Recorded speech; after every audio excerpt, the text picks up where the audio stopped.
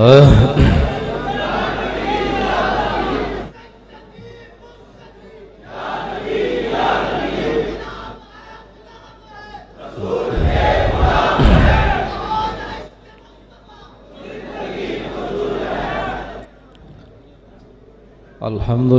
رب العالمین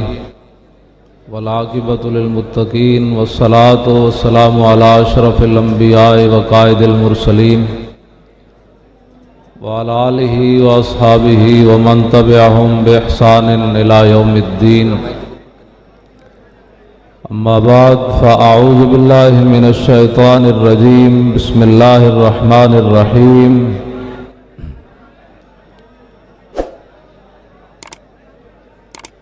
وَإِنَّكَ لَتَهْدِي إِلَىٰ صِرَاطٍ مُسْتَقِيمٍ صدق اللہ العظیم۔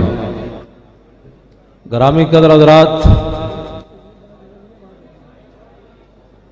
جہاں بھی آپ حضرات کو جگہ ملے تشریف رکھیں، انتظامیہ سے مت الجھیں، یہ ہمارے نظم و ضبط کا جو ہے وہ امتحان ہے، آپ حضرات ان کی بھی مجبوری ہے، جہاں بھی جس کو جگہ ملے وہ تشریف رکھے۔ گرامی قدر حضرات، قبلہ علامہ الحافظ ڈاکٹر محمد اشرف آصف جلالی صاحب زیدہ مجدہ الکریم، ادارہ صراط مستقیم کے آپ بانی ہیں اور آپ حضرات کے سامنے جلوہ فرما ہیں۔ آپ بڑے تحمل سے تشریف رکھیں، یہ بڑا ایک علمی موضوع ہے جس پر آپ نے گفتگو فرمانی ہے، یہ کوئی مناظرہ کا رنگ نہیں ہے، ایک مسئلے کی وضاحت مقصود ہے،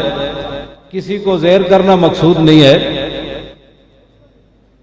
اعلیٰ حضرت عظیم المرتبت نے غائبانہ نماز جنازہ کے مسئلے میں نواب صدیق حسن خان بھوپالی کا تعاقب کرتے ہوئے، یہ صرف ایک علمی بات ہے، اس کے اندر کوئی ایسا مسئلہ نہیں ہے۔ اعلیٰ حضرت فرماتے ہیں کہ نواب صاحب نے عون الباری شرح بخاری کے اندر لکھا ہے کہ نبی علیہ الصلوۃ والسلام نے حضرت نجاشی کا جنازہ پڑھایا مدینہ منورہ میں، اور حضور علیہ السلام نے قبلہ کی جانب منہ کیا، تو نواب صاحب جن کے بارے میں مولانا عبدالحی لکھنوی صاحب نے کہا تھا کہ العروج بالفروج،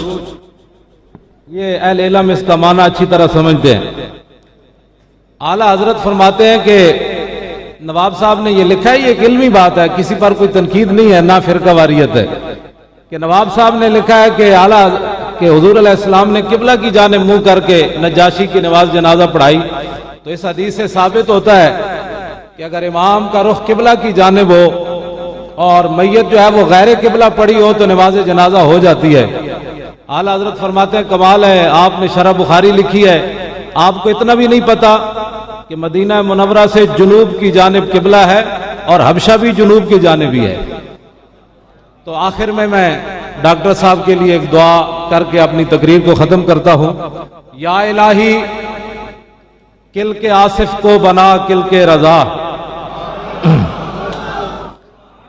یا الہی کل کے آصف کو بنا کل کے رضا، دشمنان دین یہ نہ سمجھیں رضا جاتا رہا۔